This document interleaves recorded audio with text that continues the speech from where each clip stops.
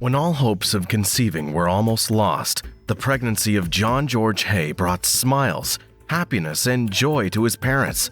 It was as though he was a child sent by God to bless them, and for a while he was, playing the piano, participating in church activities, and even becoming a choir boy. But then, things took an ugly turn, and the once treasured child changed into a chronic thief, an addicted money launderer, and a nasty serial killer. To top it off, John decided to commit his crime in the most disgusting of manners. John Haigh murdered, dismembered, and soaked the body parts of his victims in acid to escape justice. And for a while, it was successful, until it was not. This is the twisted case of John George Haigh, the acid bath murderer. Born on the 24th of July, 1909 in Stanford, Lincolnshire, England, John George Haigh was his parents' dream come true. His father lost his job shortly before he was born, but he got another job after he was born. They thought that was a result of the good luck John brought. Although the job didn't pay very well, they tried to provide the basic things they needed. John was an only child, so he received so much attention from his parents. He was constantly watched and protected, and eventually it turned into something else. John's father, whose name was also John, and his mother, Emily, were Christians and part of the Plymouth Brethren, a religious group known for their belief in Scripture alone. They doubted anything that wasn't found in the Bible, so they had different lives. John's parents were very deep in religion, and it was very obvious. After John's birth, they believed that God was truly with them, so they decided to be more devoted to serving him. John's father put a 10-foot-high fence around their home to protect them from the outside world. They believed others who weren't in the same religion as them were evil and belonged to the devil. They never associated with anyone, and they forced it on John too. John wasn't allowed to do a lot of things. He wasn't allowed to have friends, play sports, or read any book that wasn't the Bible. They made him believe that those things were evil. His father, who had a bluish mark on his head, made his son believe that it was his mark of sin. He told John that he got it when he was John's age. He made the little boy believe that if he committed even the slightest of what they taught him to be sin, God would put a mark on him, and everyone would hate him and they would disown him. John, who was obviously living on eggshells, tried his best to follow all the instructions from his parents. He was always in church, doing one activity or another. When he was very little, his parents forced him to learn the piano. Though he eventually fell in love with it, that was the only fun experience he had growing up, as he didn't play games in fear of the bluish mark and rejection, and he would often run home immediately after the school closing bell rang as his parents had instructed him. He believed his parents' house and his church were the only peaceful environments of God, and the rest were infected with the devil's hand. John was a very smart boy, so he attracted different scholarships from different schools. He later got into a Christian school, where he became a choir boy and still played the piano. He loved Christian music so much and would often focus on classical music. However, his beliefs were telling on him so much, and it worsened when he started having recurring nightmares. Every night when he went to bed, he had dreams that would terrify him and leave him shaking for the rest of the day. In his dream, he would see himself in a forest, and at first they would not be trees, just crucifixes. And then a heavy pour of blood would start raining, turning the crucifixes into trees that had blood gushing out of them. Like it wasn't enough terror, he would then see a man using a cup to fetch blood from these trees and then force him to drink it. At that moment, he would wake up. The recurring nightmare messed him up. Scared and unsure of what such a dream could mean, John continued to live his life in fear. He feared God and his religion, so he tried his best to maintain what he thought was the right path. But then, young and inquisitive, John learned of something that would change his whole life. When John was 11, he decided to try the opposite of what his life was. He started lying. He was very scared to do it, but when he thought of how hard his life had been and how strict his parents were, he decided to give it a try and get some air. His parents didn't suspect a thing, as they were used to their angel son telling the truth all the time. John continued to lie and then added more to the list. He started reading kids' books. When he saw that no bluish mark had appeared on his head, he became so mad at his parents. He thought that there was something wrong somewhere, and that it was either his parents lied to him about everything and God didn't exist, or God existed but didn't care about him. He knew he would be kicked out of the house if he dared to tell his parents about his discovery, so he kept quiet. Since there were no consequences, he continued, but in secret. His parents still didn't suspect anything, as John's grades were still perfect. Although John didn't have to study, he always passed his tests and exams, so he was very confident about himself. He did nothing anymore, and he got used to it. After John graduated high school, his father sent him to be an apprentice at a car manufacturer. This wasn't school, and it involved actual work. He couldn't fix parts of the car with pretends, so he had to get his hands dirty. And when John found out he would have to work and get dirty in the process, he quit after a year. He then went on to become a salesman. This involved stress, but you could still lie about work, so it was manageable for the time. Anytime he wanted to, he worked his job. He loved to manipulate people into buying things they didn't initially plan for. He was very good, and everyone loved him for it. He, however, quit the job and went in search of a job that would be easier but more profitable. From an office clerk to working in advertising, John Haigh was always successful at anything he did, but he struggled to remain consistent in anything. He earned enough to buy a very experienced red Alfa Romeo, but he didn't like that it took him so much work and time to get it. He wanted more big things, but he didn't want to work for them. He then found out the best way to get money was to take it even without working for it. So John started stealing, and every time he got away with it, he got encouraged to do the next. In 1934, when John was 25 years old, he decided not to hide anymore. He started his bad deeds in the open. First, he stopped going to church. This affected his parents and their protected reputation, but they still loved him. They continued to shelter him. And then he did more. He married 21-year-old Beatrice Hamar, whom he brought to his parents' house. Beatrice wasn't of their religion, but John's parents couldn't do anything about it. They didn't understand why a child they brought up in the way of the Lord would get himself entangled with an unbeliever like Beatrice. Like it wasn't enough, John started another business of his, where he forged vehicle documents, and they had to see their precious son arrested for forgery and sentenced to 15 months in prison just 3 months after his wedding to the girl they didn't approve of. What they didn't know was that Beatrice was pregnant and didn't have any plans to raise the child as a single mom.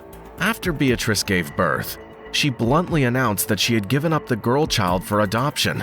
Behind bars and confused, John never saw his daughter. He was still in prison when his wife visited him to tell him about what she had done and that she couldn't continue the marriage and was already filing for divorce. He was so hurt, but he somehow found the courage to hurt her too.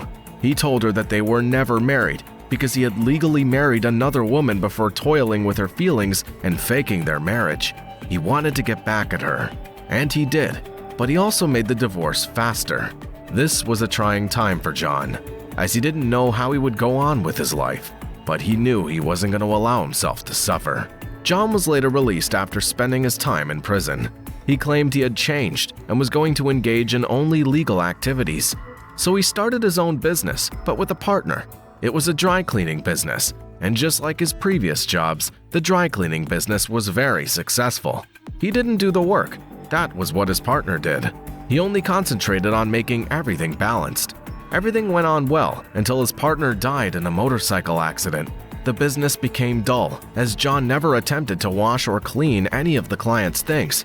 When he found out he couldn't continue, he liquidated it. He was still living with his parents at the time, but when they found out that their son had stopped the business they thought was the start of a better and more genuine life, they couldn't take it. He didn't only marry a worldly woman, he had been divorced. His daughter was already adopted, and he had gone to prison. Since it was too much for them, they had to disown him. John wasn't affected by their decision. He had anticipated it. He knew it was going to happen eventually, so he packed up and moved to London. In London, he met William McSwan, who was from a very wealthy family and even owned his local amusement park. When John noticed how loaded William was, he befriended him. He even started working for him as a chauffeur in the park. John wanted William to like him, so he did his best, and because he had experience as a mechanic, he would fix the machines that developed issues in the park. Soon, Williams noticed his dedication and their similar interest, so he gave in and drew closer to John. He even introduced John to his parents, who were his main source of wealth. John quickly built a strong relationship with William and his family, but it didn't last long, as John also grew tired of working for William and quit the job, while he went in search of an easier job that paid heavily. Unable to secure the type of job he wanted, he decided to work for himself, so he started his third business. He would disguise himself as a lawyer working for a reputable firm, just so he could secure clients. He then built a relationship with the clients and told them that he had a huge estate he wanted to liquidate and was offering shares of the proceeds for a fee. Those clients then brought him checks for the fee, but he immediately cashed the money and disappeared. John would then move to another part of London and start all over again. This continued until the complaints to the police became too much. He had scammed a lot of people so much that the crime could not be overlooked anymore. Luckily, he was tracked down by the police, arrested, and sentenced to 4 years in prison. After his release, John didn't stop. He went back to prison almost immediately after stealing some property and trying to lie about it. Because of his records, he couldn't sell his story, so he was sentenced to 21 months in prison. And it was during this time in prison that he became something else, a monster. He found out that he was never caught in his criminal acts and was always reported to the police by witnesses or the people he had done wrong to. So he decided to still commit crimes and live his best life, but this time, make sure to murder the witnesses so he wouldn't be caught anymore. He agreed with himself to target older, wealthy women who would get caught up in his good looks. But then, if he murdered them, he would be left with their bodies. And even if he knew how to make sure nobody suspected him, he knew he would one day be caught. How would he make sure the bodies would no longer be seen? And then he remembered something. He spent time working in the metal shop, and he knew what sulfuric acid could do. John believed he had seen the solution to his problems, but first, he needed to try it out. After his daily work, when he retired back to his cell, he would often get some mice and put them in the sulfuric acid he had gathered from the metal shops. He calculated how long it took for the bodies of the mice to dissolve completely and how much acid it took. It was here that he learned how to go about it with human beings. He was sure this was what he wanted, so he waited patiently for his release. John was released in 1943, and although he wanted to quickly get into his new plan, he needed a shade.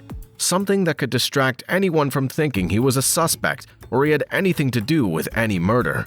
So he quickly took an accounting job at an engineering firm. Soon, his preparations began, as he rented a workshop on Gloucester Road, where he kept 40-gallon barrels that he stuck with concentrated sulfuric acid while he searched for his first acid victim. And unfortunately, he found someone. In the summer of 1944, John ran into William McSwan, who was so happy to see him. They had not seen each other for a long while, and all of a sudden they were together. William persuaded John to come see his parents in their family house, and that would later be the worst decision of his life. John went to William's house and met his parents, Donald and Amy McSwan, who were also happy to meet their son's former friend and dedicated employee. Over dinner, they chatted and spoke about so many things, one of which was the property investment they had. They also laughed at Williams for his deep fear of going to war. It was World War II at the time, and William feared he would be called for it. John was busy making dinner with the family, while he thought of the big opportunity that had just presented itself. He bonded over time with family and would often follow Williams to his parents' rented property to collect the rent fee. On September 9, 1944, John invited Williams for a drink. They talked and chatted, and John eventually told William about his small startup workshop and invited him to come take a look. William accepted, and the two went there. While inside the workshop, John used a lead pipe to repeatedly hit William at the back of his head before slitting his throat and drinking his blood in a cup. Just like in his dreams. He then put his body into the 40-gallon barrels filled with sulfuric acid that he had been collecting. After he was done, John washed his hands and any trace of blood on his body and workshop, and then left for his house to plan his next step. The next day, John came back and was pleased to see the barrel filled with nothing but lumpy sludge, which he disposed of in a floor drainage at night. He then went to William's parents to inform them that their son had fled to Scotland. where he would remain until after the war to escape being sent to war. His parents were upset that their son didn't tell them of his plan, but they understood him, so they didn't ask so many questions. Things kept going well for John, and he was even offered a job by William's parents to collect rent checks. John was happy about it, but he needed everything, so he planned the murder of William's parents. He also upgraded his tools. He bought a gas mask, which was a normal tool to buy since there was a war. He also bought a metal bathtub that would enhance the speed at which the body dissolves. He had always sent letters to Donald and Amy, disguising as their son Williams, telling them he was okay and he would be back after the war. But this time, the content of the letters changed. John sent letters to Donald and Amy as their son, telling them that he was back for just one night. He said he was eager to see them, but they had to follow some rules. He told them to come to John's workshop at night, but not together, as it could attract the attention of the police. He told them not to inform anyone and to be very careful, making sure no one knew. On July 2nd, John was ready.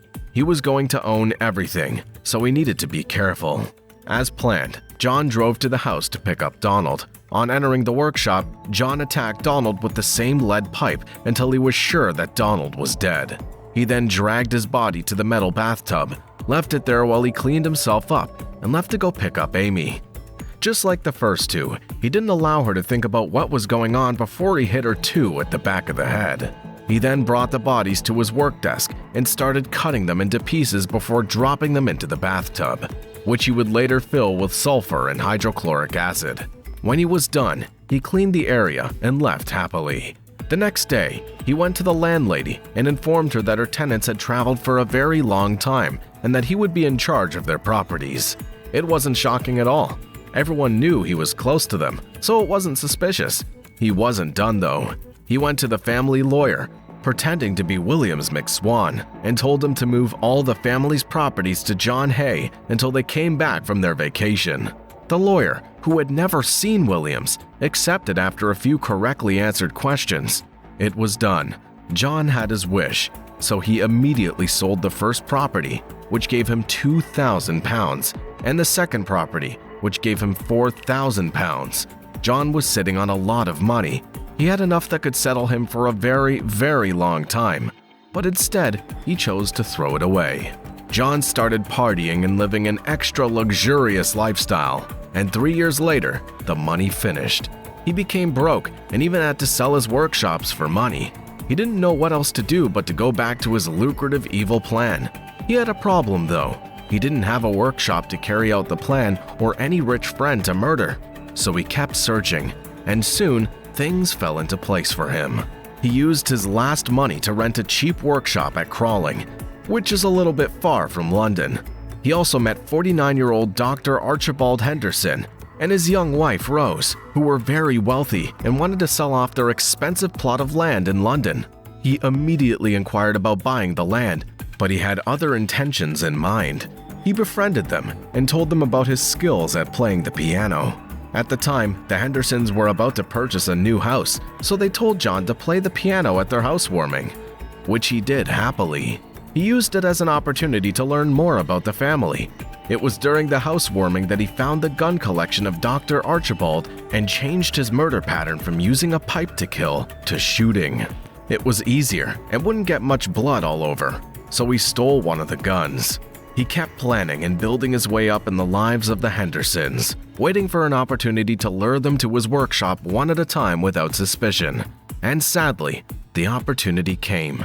In February of 1948, John told Dr. Archibald that he had invented a device that would aid his work as a doctor. He then lured him to his workshop, where he shot him with his gun. He went back to Rose, saying her husband was sick, and also drove her to his workshop, where he shot her too. John then chopped the bodies and dropped them in the bathtub with acid in it. When it was dissolved, he emptied the bath close to his workshop on the floor. It was just sludge, so he didn't care. He then sold some of the family's properties and made £8,000, going back to gambling, drinking, and squandering the money. He started living at the expensive Onslow Court Hotel in South Kensington, where he met 69-year-old widow Olive, whom he convinced he was an engineer and inventor. She told him she wanted fake fingernails, and John promised to do it for her. On February 18th, he lured her to his workshop, telling her to come to see his progress on the artificial fingernails. And when she got there, he shot her, dumped her body in the bath, and disposed of it when she dissolved. He then took her Persian lambskin coat to a dry cleaner while he sold her jewelry immediately. But it wasn't long before Olive's friend, Constance, noticed her disappearance and started searching for her. On hearing this, John approached Constance and asked if she had seen Olive because she had missed their scheduled appointment. This only made things worse. When Constance suggested filing a missing persons report, John even offered to drive her to the police station.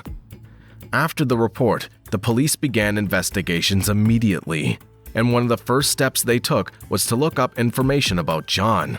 When they saw that he had a list of criminal records, he became a suspect.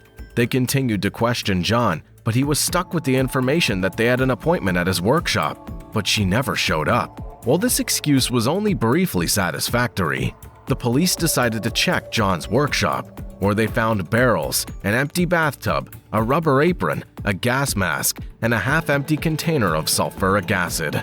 They also made another discovery that would change everything. In a briefcase, they saw a dry cleaning receipt for a black Persian lamb coat, the same type as Olive's. They continued their investigation and put out a press release, telling jewelry owners to report to them if they received items that matched Olive's. Almost immediately, one shop owner contacted the police about jewelry that was later identified as Olive's by her family members. The receipt had JM Clean on it, but the shop owner identified John as the one who sold it. The coat at the dry cleaning shop was also confirmed to be Olive's. A pathologist was then sent to John's workshop, where he immediately found blood on one of the walls. On the property, he found a mound of sludge, and on closer inspection, he found a human gallstone among the substance. The sludge was then taken to the lab for inspection, where they found 28 pounds of human fat, 18 pieces of bone, a portion of a left foot, 3 gallstones, a full set of dentures, a lipstick container, and a red plastic bag handle. The dentures were sent to Olive's dentist, who confirmed them to be his patient's own. John was immediately taken to the police station for questioning. After he was shown all the evidence, which included documents that connected him to the McSwans and Henderson, he didn't even bother lying anymore. But he had another plan to escape justice.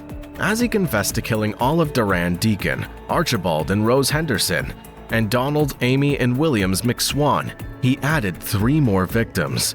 He claimed he killed them just to drink their blood. He added those victims to eliminate the fact that he killed them for money. He knew that if he told them it was just for blood, they would rule him a lunatic. He kept bragging about how he murdered them, and even told the police about his dreams of blood, crucifixion, and trees. His lawyers tried to get him out on an insanity plea, but it didn't work, and it took only 17 minutes for the court to find him guilty, and he was sentenced to death. To be sure he wasn't insane, John Haigh was examined by 3 different psychiatrists, and they all said he wasn't insane. So on August 10, 1949, when John was 40 years old, he was executed by hanging. John was an over-pampered child who wasn't ready to work but loved what money could give, and this eventually led him to evil. Thank you for sticking with us to the end. Kindly like this video and subscribe to the channel for more. See you in our next video. Bye.